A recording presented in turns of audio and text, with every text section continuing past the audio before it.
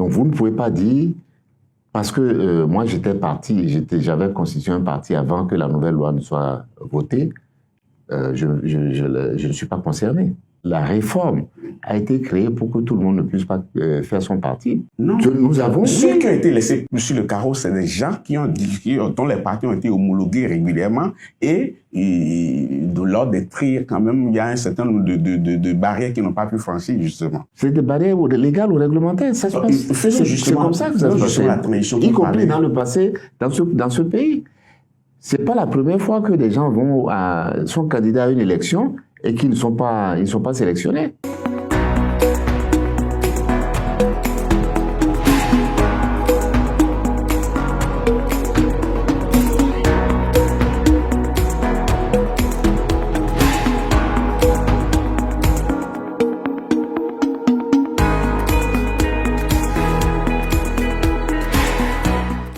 Mesdames, Messieurs, chers téléspectateurs, bienvenue. Vous êtes de plus en plus nombreux à nous suivre un peu partout dans le monde. Merci de votre fidélité et de votre soutien. Aujourd'hui, dans cette émission, nous allons parler du Bénin, de son actualité. Et pour cela, nous recevons sur ce plateau une figure marquante de l'actualité de ce pays.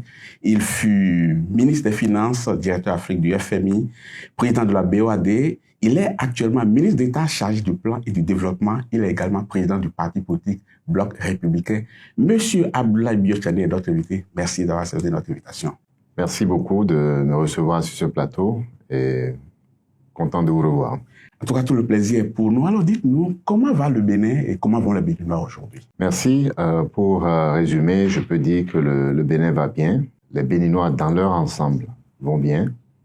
Et je peux dire les Béninois iront de mieux en mieux. Si je m'en tiens à tout ce qui est en train d'être déployé, en termes de politique, en termes de réalisation, en termes d'amélioration des conditions de vie et tout simplement du social aussi. Depuis bientôt 10 ans, le Bénin est dirigé par quand même une équipe qui est arrivée avec de nouvelles méthodes, avec une nouvelle vision. Alors, qu'est-ce qu'on peut retenir aujourd'hui des années de président Talon à la tête du Bénin? La vision, la méthode.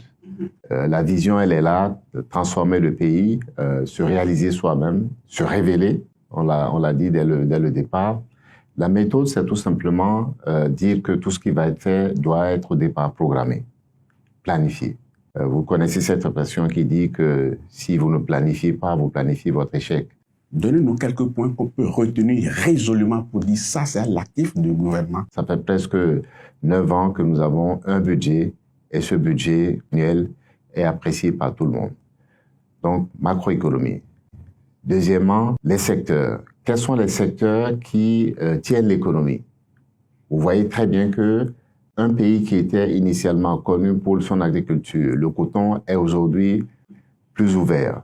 Nous avons plusieurs autres filières qui se font remarquer. On aura le temps de revenir sur la filière agricole. Voilà. Parce que les Béninois, certains Béninois quand même mettent du bémol dans ce que vous êtes en train de dire. On en parlera. Et puis, donc, l'ouverture sur le tourisme. Nous voulons faire du tourisme un secteur important de notre économie. Et ça se voit à Cotonou, à Ouida, à Lada, à Abomey, à Niki, etc. La gouvernance aussi, ça c'est important avec la création de la CRIET et d'autres mesures importantes pour dire que les choses doivent changer, l'impunité doit cesser. Pendant que je préparais cette émission, j'ai rencontré certains de vos compatriotes, ils m'ont dit des choses quand même qui m'ont fait froid au dos en disant que le bilan est catastrophique. La précarité de l'emploi, la suppression du droit de grève, la fermeture du champ politique, des exilés politiques et des prisonniers politiques. Qu'est-ce que cela vous inspire? La première chose, si c'était si catastrophique, je suis certain que vous ne seriez pas là. Vous êtes aussi là parce que vous avez vu, vous avez entendu de l'extérieur que le Bénin est différent. La deuxième chose, c'est que je peux être spécifique sur chacun de ces points. Sur le plan économique, vous avez évoqué certains sujets, l'emploi par exemple. Vous savez, en 2016, quand le président Talon a été élu, dans le premier programme d'action du gouvernement, nous avons projeté que nous allons créer sur le quinquennat 500 000 emplois. Eh bien, dites-vous, sur ce quinquennat, nous allons créer 800 000 emplois. Il va falloir savoir c'est quoi les emplois qui sont créés vraiment dans quel secteur parce que... Alors, je vais vous dire, laissez-moi donner les chiffres et puis après vous pouvez revenir contester la matérialité de ces chiffres-là. Sur le deuxième quinquennat, nous avons projeté de créer 1 300 000 emplois. Sur les 4 premières années de ce quinquennat, nous avions déjà créé le 1 300 000 emplois. Alors, d'où viennent ces emplois-là? D'abord, je vais vous dire, les emplois qui sont créés ne sont pas les emplois dans l'administration. Et c'est ça la principale erreur que beaucoup de gens font. Dans quel secteur précisément? Aujourd'hui, les emplois, et c'est important de le comprendre et de le faire comprendre surtout aux plus jeunes qui ambitionnent d'être sur le marché du travail. Aujourd'hui, en 2016, quand nous avons fait notre évaluation, il y avait près de 3 millions de jeunes qui soit étaient à la recherche d'un emploi, soit avaient un emploi qu'ils souhaitaient changer. Alors, où ils sont? Ils sont déjà dans l'agriculture. En 2016, nous produisions 300 000 tonnes de coton. Aujourd'hui, nous sommes presque 700 000 tonnes. Nous produisions à peine 100 000 tonnes de soja. Aujourd'hui, nous produisons 600 000 tonnes de soja. Nous produisions à peine 100 000 tonnes de riz. Nous en produisons 300 000. Glodibé, vous connaissez Glodibé? Bien, nous ne produisions pas de produits transformés essentiellement. Nous avons décidé que depuis l'année dernière, plus aucun produit ne serait exporté brut. Transformation. Aujourd'hui, nous exportons des t-shirts aux États-Unis. Et d'ici la fin de l'année, puisque vous y êtes allé, il y aura 50 000 jeunes qui vont y travailler. Certaines personnes estiment que vous déshabillez Paul pour habiller Pierre parce que beaucoup d'emplois ont été supprimés, des entreprises ont fermé. Reconnaissez-le aussi quand même. Les entreprises qui ont été fermées l'ont été dans la restructuration de l'économie. Les emplois à créer pour l'économie, ce ne sont pas les emplois dans la fonction publique. Et ce sont essentiellement les emplois dans la fonction publique qui ont été supprimés pour être remplacés par d'autres administrations. Monsieur le ministre d'État, est-ce que vous comprenez aujourd'hui qu'un employeur peut utiliser indéfiniment un employé en contrat à durée déterminée? Alors, je vais vous expliquer le marché du travail, la réforme du marché du travail, qui est aussi un des progrès que nous avons pu réaliser dans ce pays. Quand vous regardez autour du monde, je dis bien autour du monde, les pays dans lesquels vous avez le moins de chômeurs possible, ce sont les pays dans lesquels le marché du travail est le moins régulé, où on a moins de contraintes sur les entreprises, moins de contraintes sur les administrations qui peuvent recruter. Partout dans le monde, les CDD sont quand même régulés d'une certaine manière. On ne peut pas permettre à des entrepreneurs... Je suis désolé, ne dites pas ça parce que ce n'est pas juste. Ah oui, dites-moi ce qui est juste. Là où vous avez les emplois, là où vous avez l'assurance de l'emploi, là où vous avez le moins de chômeurs, c'est là où vous avez la flexibilité, ce qu'on appelle la flexibilité dans le monde du travail, où l'entreprise peut recruter quand elle peut. Si vous obligez une entreprise qui n'a pas besoin de monde à garder des gens parce que vous avez mis une loi, vous avez mis un décret pour le faire, c'est une erreur. Parce que cette entreprise qui peut recruter 10 personnes va couler avec les 10 personnes. Laissez l'ouverture, laissez ce marché flexible pour permettre aux entreprises qui en ont la capacité de recruter les gens. Si vous faites tout simplement, vous votez une loi, vous prenez un décret pour dire toute PME qui recrute une personne doit lui donner forcément un CDI. Pas un CDI automatique, ça commence d'abord par des CDD, mais on limite le nombre de CDD. Est-ce que vous ne créez pas des abus, par exemple, de la part des employeurs? Il peut y avoir des abus et ils doivent être sanctionnés, la loi le prévoit. Mais ne laissez pas le sentiment aux téléspectateurs, aux citoyens, de penser que parce qu'on fait des CDD, ce n'est pas pour les protéger. Ce qui protège l'emploi, ce qui permet à l'emploi d'être créé par les entreprises. Encore une fois, ce sont les entreprises qui créent les emplois, pas les administrations. Vous avez parlé de la croissance aujourd'hui. Est-ce que les taux de croissance qu'on affiche aujourd'hui au Bénin, est-ce que ça reflète le quotidien des Béninois? Ces taux de croissance économique, il faut les saluer. Il faut travailler pour qu'ils soient encore meilleurs. Quand vous avez cette croissance dans les secteurs, vous avez du riz, vous avez des noix de cajou, vous avez du soja, vous avez du coton, vous avez des ananas. Quand vous avez tout ça, ce sont bien des bras armés qui le produisent. Ce sont des gens qui, pour gagner leur pain quotidien, vont dans ces productions. Mais ça me fait bien plaisir que vous magnifiez les agriculteurs parce que depuis un moment, c'est pas la belle vie chez eux. Ils sont de grogner un peu partout parce qu'ils ne sont pas satisfaits d'un certain nombre de mesures que vous prenez depuis un moment. Sur les réseaux sociaux. Moi, je suis allé... seulement sur les réseaux sociaux. Laissez-moi, s'il vous plaît, parler. Moi, je suis allé dans les zones agricoles. Et ces agriculteurs vous disent c'est la course au foncier pour produire davantage. Parce que ils peuvent produire et vendre et être payés cash sur le coton, sur le maïs, sur le soja, sur l'anacarde, eh bien, ils sont mieux qu'il y a 5 ans, ils sont mieux qu'il y a 10 ans. Monsieur le ministre, j'ai fait le même exercice parce que je me suis promené un peu partout dans les zones agricoles. Mais apparemment, on n'a pas rencontré les mêmes agriculteurs. Hein, parce que ceux que moi j'ai rencontrés me disent exactement ceci. Ils disent, vous savez, nous on a envie de produire, mais on a envie de vendre à qui on veut. On n'a pas envie qu'on ait un bateau derrière nous pour nous obliger à choisir celui à qui on va vendre et le prix auquel on va vendre. Est-ce que vous comprenez ça, surtout les cotonculteurs? Non seulement je comprends ça, mais ce n'est pas ça qui est là. Quand ils produisent, ils vendent à qui ils veulent. Le prix, il est fixé par les producteurs, il n'est pas fixé par l'État. Le prix du coton, aujourd'hui, il est fixé par ce que nous appelons l'interprofession. Pourquoi certains ne peuvent pas vendre leur coton à qui ils veulent, l'exporter comme ils veulent? Tous ceux qui produisent des acajou peuvent le vendre à qui ils veulent, même à l'extérieur du pays. Si vous mettez un producteur individuel de Banikwara, vous lui dites, tu peux aller vendre ton coton aux États-Unis, vous pensez qu'il pourra s'en sortir? Libre à lui. C'est pour ça. Libre à lui. Libre à lui, non. Ils ont besoin d'une certaine portion. Les mêmes qui vous disent, nous voulons être libres, ils demandent la protection. Le gouvernement n'intervient pas sur le prix de la fixation du prix du coton. Le gouvernement intervient sur le prix de quoi, alors? Le gouvernement ne fait qu'homologuer les prix fixés par l'interprofession, qui est la réunion des producteurs et des acheteurs. Ils sont dans un marché, ils se réunissent, donc d'une part les producteurs et de l'autre côté les transformateurs. Vous voulez me dire que le bras de fer dont je parle entre l'exécutif et les producteurs, là, c'est une vue de l'esprit? Il y a un problème quand même, c'est même récent. Ce problème, il porte sur quelque chose qui est différent, qui ne porte pas sur la fixation du prix. Expliquez-nous un peu, s'il vous plaît. Alors, je vous explique. Le problème dont vous parlez, qui est un problème récent, vient de ce que, conscient de ce que, une des faiblesses de notre économie d'exportation, c'est que nous exportons les produits bruts. Exporter les produits bruts vous expose à quoi? Vous expose à des prix relativement faibles et très variables. Vous expose deuxièmement au fait que l'essentiel de la main-d'œuvre qui est créée par ce secteur-là est capté par ceux qui transforment ces produits-là. Il est de notre intérêt béninois, il est de notre intérêt bénin de transformer ces produits-là chez nous avant de les exporter. Oui, mais le producteur ne transforme pas, c'est la société qui transforme, qui achète. Ce sont les usines de transformation qui l'achètent. C'est le marché, comme on le fait pour le coton. Ce sont les usines et les propriétaires des usines de transformation qui vont acheter le soja, l'anacarde et qui vont le transformer à Glodibé et ailleurs. Désormais, il y a une interprofession du soja, il y a une interprofession des noix de cajou.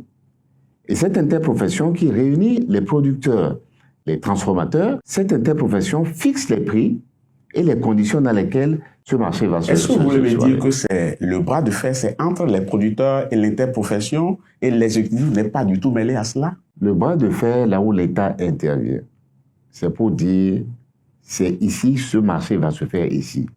Nous n'allons pas permettre aux Vietnamiens, nous n'allons pas permettre aux Indiens de venir réguler le marché.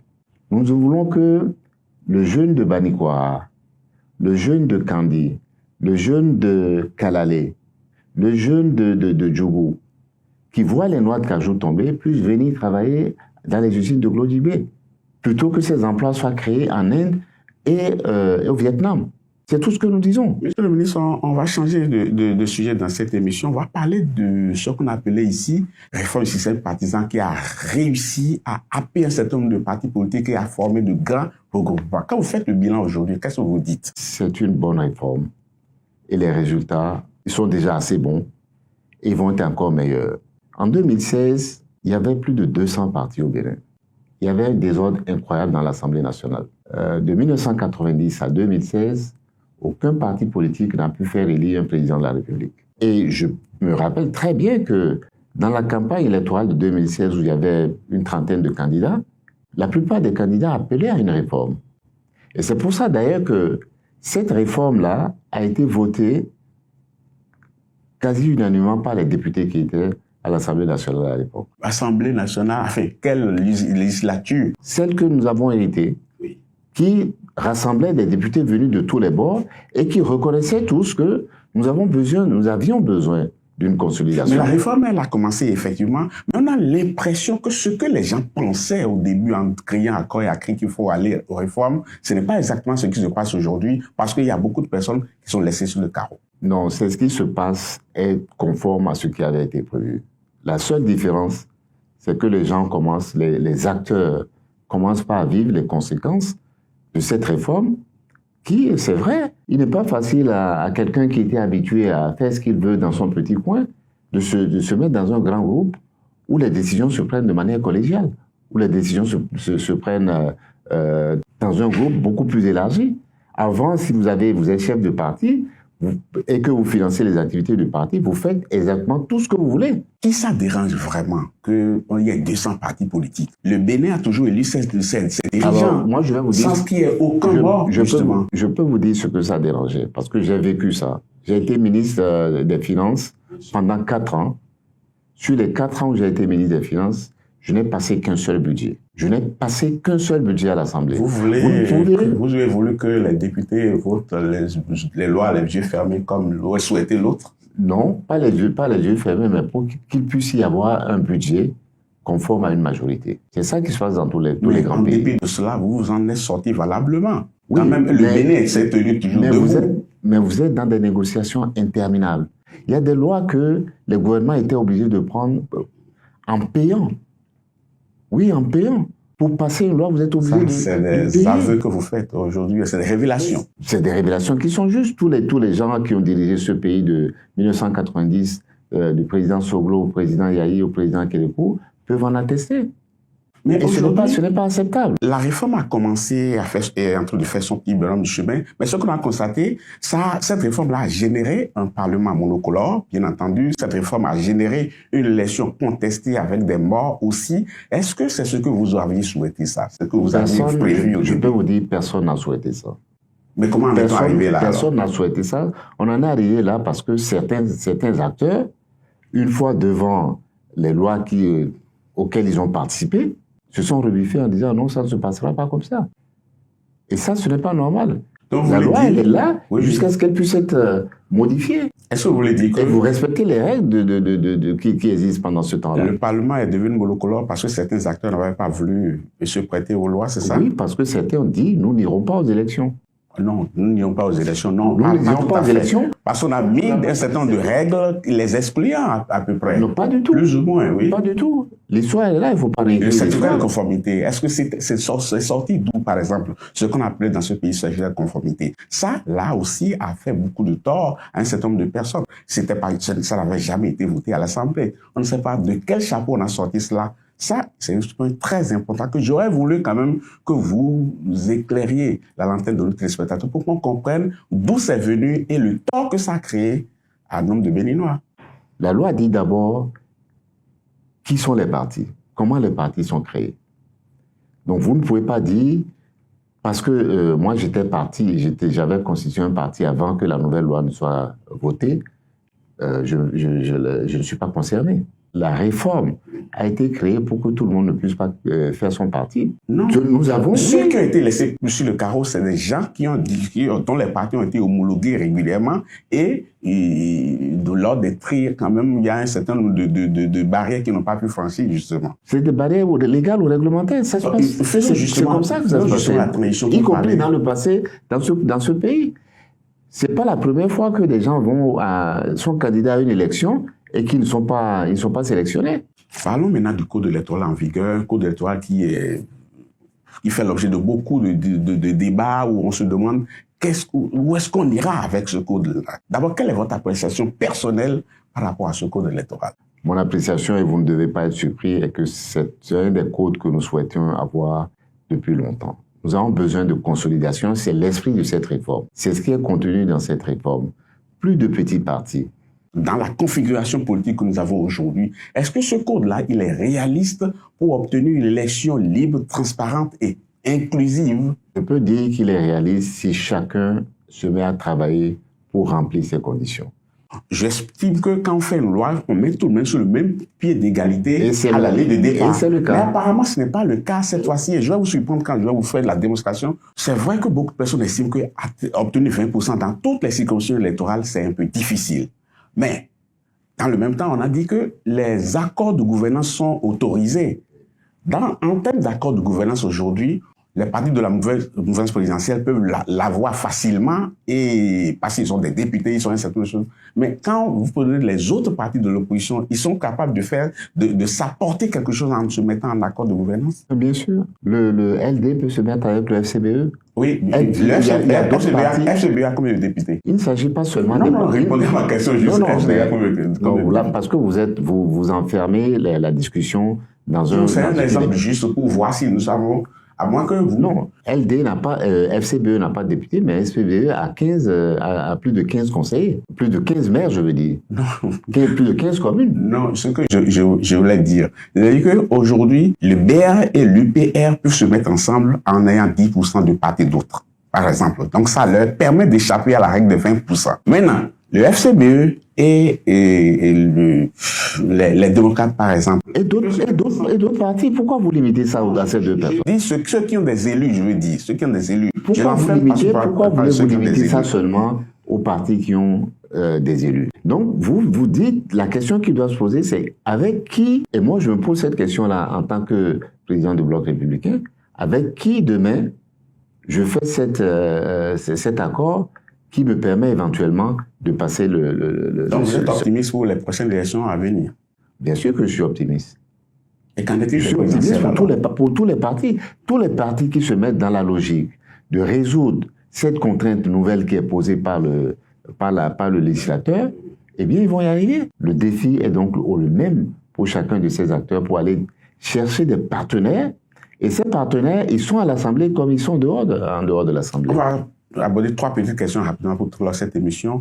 Les prochaines élections présidentielles, comment est-ce que vous les entrevoyez? Je pense qu'elles seront positives, comme elles l'ont été les années passées. Mais ce serait quand même surprenant qu'on soit pratiquement à 6 mois du dépôt de candidature et on ne voit pas des choses se faire sur le terrain vraiment. Oui, parce que c'est moi qui apprécie mal. Vous n'appréciez pas mal. Vous lisez mal, mais vous ne cherchez pas à savoir d'où ça vient. D'où ça vient, c'est le nouveau cadre légal qui a été créé, qui donne la main désormais aux partis. C'est ce que nous voulons. Comment est-ce que vous voulez organiser la désignation du candidat pour les prochaines élections au niveau du BR? Au niveau du BR? Oui. Je me réserve cette réponse. Non. Non. De toute façon, on est à 6 mois. Ça fait partie de notre stratégie, de comment ça va se faire. Oui, mais il n'y a pas à garder secret cela. Si, c'est secret. Je vais en tout cas pas le dévoiler dans une antenne télévisée. Ou bien c'est parce que certaines personnes estiment qu'il y a une main obscure qui serait derrière, mais qui décide de comment ça va se passer. Il n'y a pas une main obscure. Il y a tout est transparent.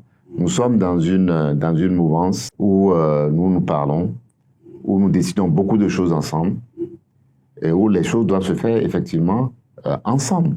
Vous avez effleuré la question tout à l'heure en parlant de la création de la Cour de répression des infractions économiques et du terrorisme. On a l'impression que cette Cour serait une cour d'exception, comme le disent certaines personnes, avec une propension à punir les adversaires politiques. Est-ce que vous avez la même lecture? Je n'ai pas. La lecture que j'ai, c'est que cette cour est une bonne cour. Cette cour est une bonne réforme.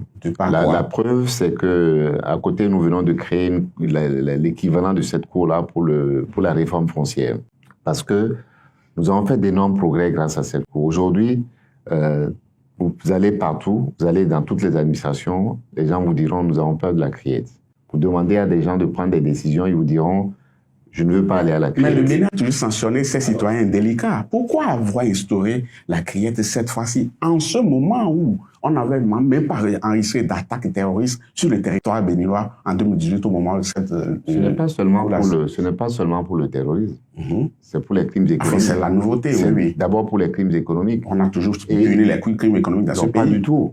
Pas du tout. Le Bénin était connu pour l'impunité dans les crimes économiques. Ah bon? C'est évident. Mais ce qui est étonnant, il y a beaucoup d'acteurs politiques qui sont quand même traqués par ce cours-là. D'acteurs politiques des deux bords. Le crime sera puni d'où qu'il vienne. Qu'il vienne d'acteurs politiques de la mouvance ou qu'il vienne d'acteurs politiques de l'opposition, si vous commettez un crime, attendez-vous à être puni. Certaines personnes estiment aujourd'hui qu'au Bénin, il y a des détenus politiques et des exilés politiques. Ça ne vous dérange pas? Ça ne me dérange pas parce que je vous renvoie à une déclaration d'un de mes anciens collègues, le ministre de la Justice, Quenom, Séverin, qui qu'il n'y a pas de détenus politiques. Il n'y a pas d'exilés politiques.